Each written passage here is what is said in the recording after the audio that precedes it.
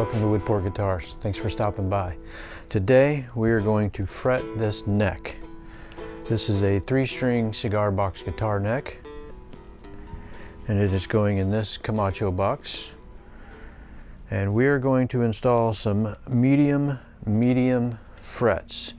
Now, if you don't know what I mean by medium, when you go to buy frets, you will see medium, jumbo, medium high, narrow medium, and many others. There are so many different frets out there. When I first started doing my research, I found that the medium was the most common for 3-string cigar box guitars. Now I buy mine from cbgitty, and they have a lot of different fret sizes there. So I'm going to do this real quick, maybe. All right, so this medium fret, how good this is going to show up, has a 0.043 inch crown. That's how tall it is off the fretboard, and that's 1.09 millimeters, and the width is 0.080, which is 2.03 millimeters. Now, for a comparison, the fret I use for a 0 fret when I'm not using a nut is a jumbo fret. Its crown is 0.053 inches high, which is 1.32 millimeters, and the width is 0.110 inches, or 2.79 millimeter. It's pretty wide. Medium high, narrow medium. I start rattling off these numbers and it just all really starts to get confusing. So go to cbgitty.com, and when you're looking up frets, you can actually see what the sizes are on these frets on their webpage, which is really nice. Okay. If you want to dig a little deeper into fret sizes, especially if you're a guitar player and you've heard things like the Dunlop 6150 or anything like that, those are common fret sizes. Those are, I guess, like the model number for fret sizes. So I went looking, and lutherie.net/fret.chart.html is awesome and tells you a lot about fret sizes, what they're good for, what you'll find them on. zinginstruments.com/guitar-fret-wire-sizes, and the artoflutherie.com/fret-wire-wire. I'll put these in the description below, and they're going to show up on the screen.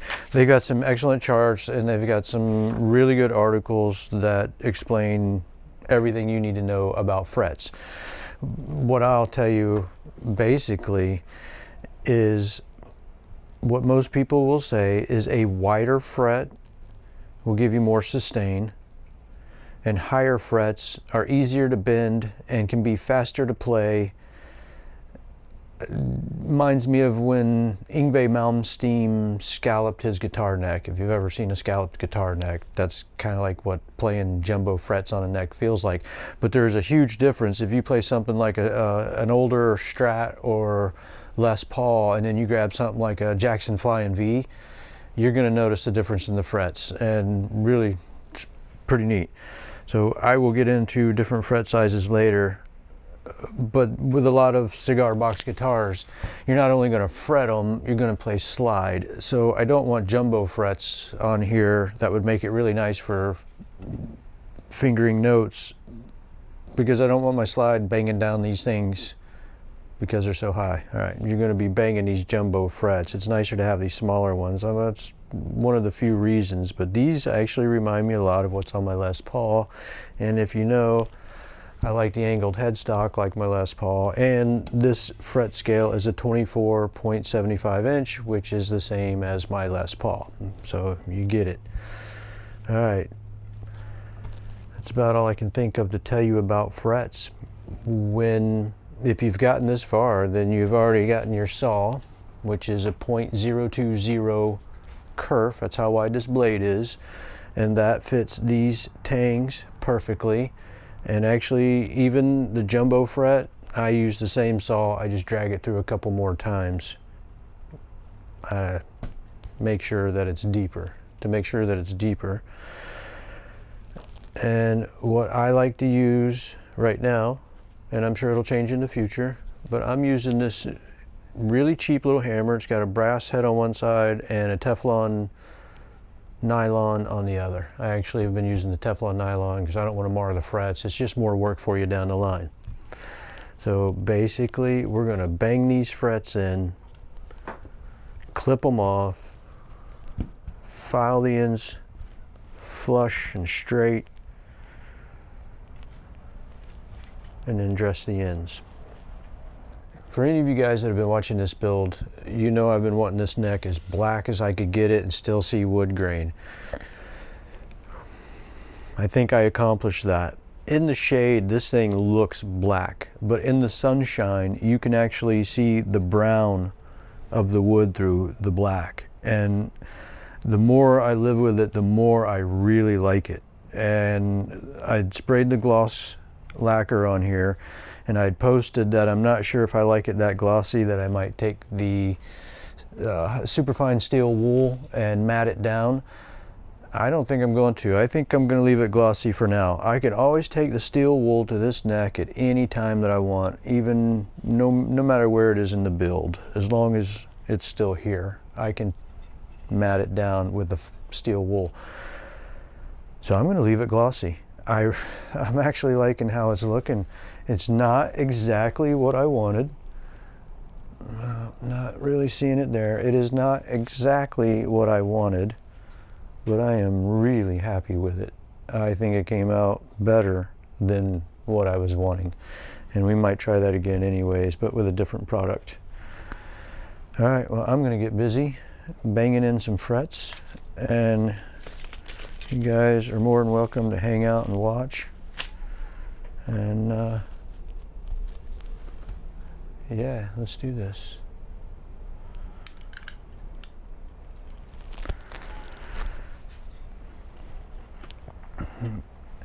Since I have put on a paint and wiped it off and a couple of coats of lacquer, I take my saw and I go back through all of these and clean them out. There are tools made for this job that kind of look like a hook blade razor knife. I just use my saw. Use whatever you have, or get the right tool. I am going to start banging in some frets, because this is one of the exciting parts.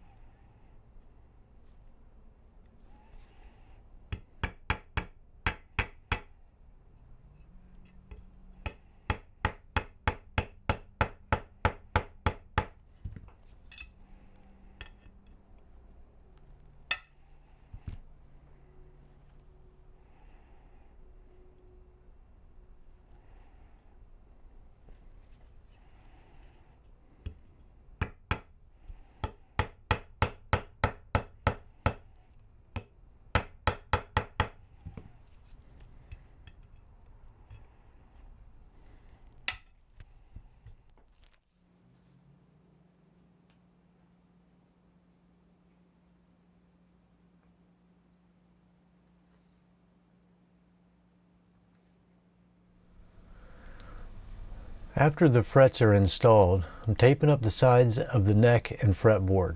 This is to protect the finish while I file the fret ends flush, then at a 35-degree angle with the big file.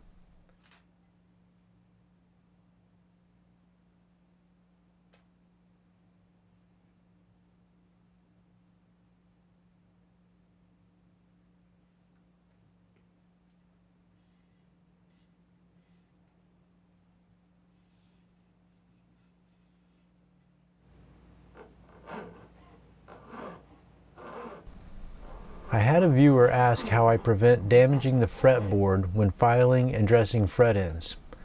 I said you have to be careful. Now, I wasn't trying to be evasive or a smart guy. Now, you can tape it like I am, but you have to be careful. And you can see where my file grabbed the tape, pulled it off.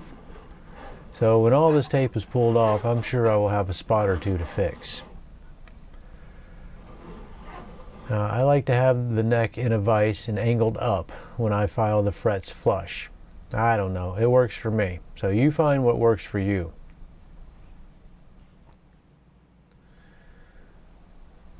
And when we think we're done, put on some magnifiers and check everything out.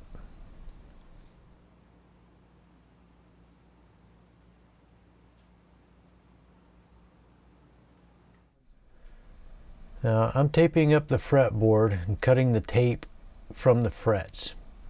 Same reason as before, protection. This is a tedious and time-consuming job, but well worth the effort. If your neck and/or fretboard have a finish already applied, like this neck, taping is a must. Use a sharp razor knife, not like this one. Lean the blade to cut more against the fret than the fretboard. This will help avoid scarring the finish next to the fret.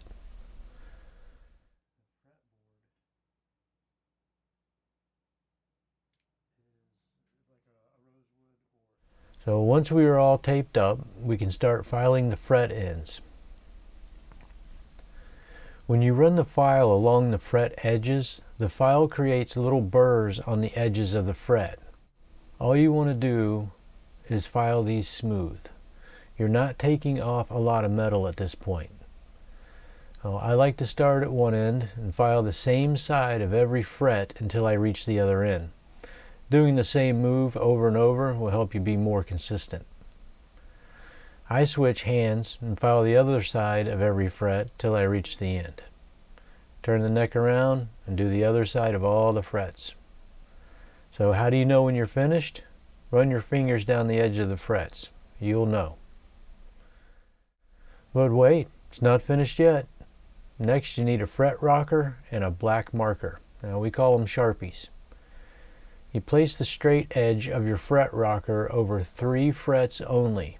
If it rocks, the fret in the middle is higher than the other 2 frets. You can try tapping on it with a hammer, and if it doesn't go down, mark it with a Sharpie. Now go all the way down the fretboard, checking with the rocker.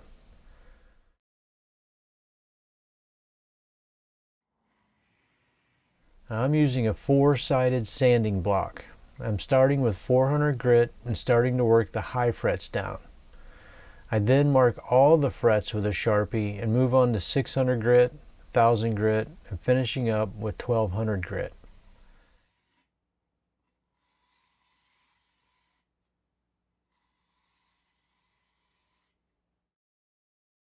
So the last step is recrowning the frets. Any of the frets that were high and sanded flat on the top are going to need to be re-rounded on the top or recrowned. So if you've done a good fret job, you shouldn't have too much recrowning to do. Thanks for watching. I hope you got something from the video, and I hope you come back to watch the rest of the build. Please like, comment, subscribe, share. All those things help the channel grow, and I really appreciate it. Until next time, have fun.